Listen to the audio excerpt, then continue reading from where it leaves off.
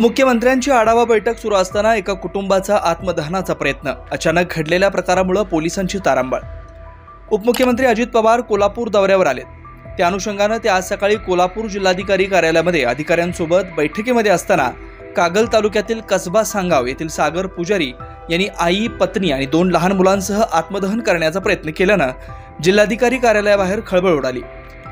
यावेळी पोलिसांनी त्यांना रोखलं असून त्यांना ताब्यात घेतलंय, परंतु उपमुख्यमंत्री अजित पवार उपस्थित असताना असा प्रकार घडल्याने काही काळ गोंधळ उडाला। सागर पुजारी यांचे कसबा सांगाव येथील घर अतिक्रमणात असल्याचं सांगून पाडण्यात आलंय। ते घर पाडल्यामुळे आम्ही रस्त्यावर आलो। केलेली कारवाई चुकीची असल्याचा आरोप करत पुजारी यांनी कुटुंबियांसह आत्मदहन करण्याचा प्रयत्न केला। या घटनेमुळे जिल्हाधिकारी कार्यालयासमोर एकच गोंधळ उडाला।